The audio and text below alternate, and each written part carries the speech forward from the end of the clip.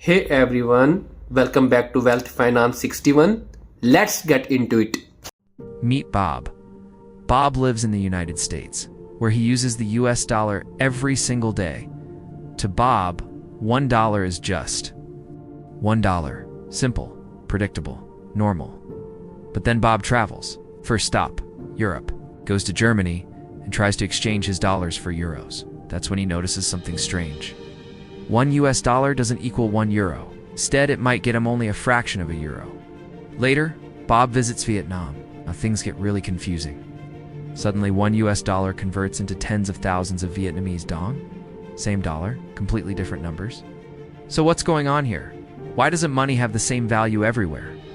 Why isn't $1 equal to €1 or 1 yen or 1 dong? And why do these values constantly change? To understand this, we need to step back and look at what money actually is. A long time ago, most currencies were tied to something physical, usually gold. This system was known as the gold standard. Under the gold standard, a country's money represented a fixed amount of gold. Governments couldn't just create unlimited money because they needed gold reserves to back it up. This helped keep exchange rates relatively stable. If every currency was tied to gold, then their values were indirectly tied to each other. But as the global economy expanded, this system became restrictive. Wars, financial crises, and rapid economic growth made it difficult for countries to maintain enough gold. Eventually, most nations abandoned the gold standard. Today, nearly every major currency operates under a fiat system. Fiat money has no intrinsic value. It isn't backed by gold or silver. Its value comes from trust. Trust in the government, the economy, and the stability of the financial system. In other words, money is worth something because people collectively agree that it is. Once you understand that, exchange rates start to make more sense. Currencies behave like prices, and prices are determined by supply and demand. If global markets strongly demand a currency, its value rises. If demand weakens, its value falls. But what actually drives that demand?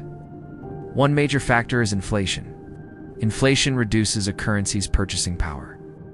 When prices rise quickly, each unit of money buys less.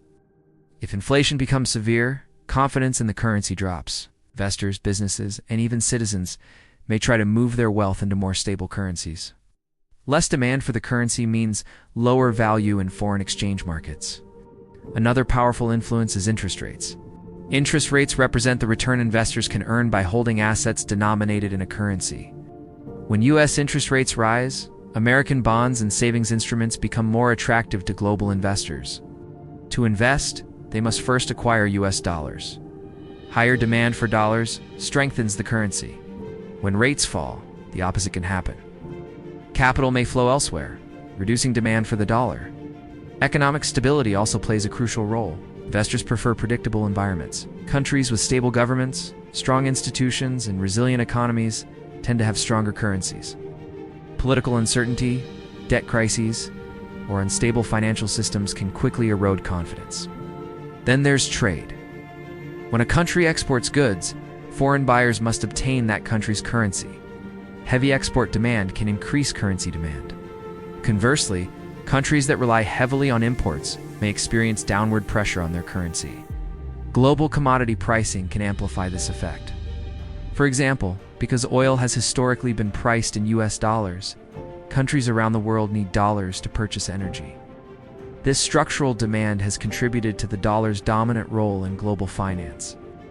Some countries attempt to reduce volatility through currency pegs. A pegged currency is fixed to another currency, often the US dollar.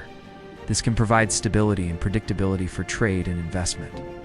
However, it also limits a nation's monetary flexibility and ties its fate to the anchor currency. Finally, why do exchange rates constantly move? Because currencies are traded non-stop in global markets. Banks, corporations, governments, hedge funds, and investors exchange trillions of dollars every day. New data, policy changes, geopolitical events, and market expectations continuously alter perceptions of value.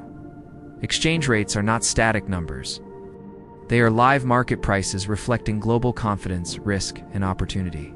So why isn't $1 equal to €1 or 1 dong? because currencies represent different economies with different inflation levels, interest rates, growth prospects, and risks. Their values are relative, not absolute. Money isn't a fixed measuring stick. It's a dynamic system shaped by global forces. And that's why Bob's dollar never looks the same everywhere he goes. Alright, that's wrap for today. Thanks for watching Wealth Finance 61.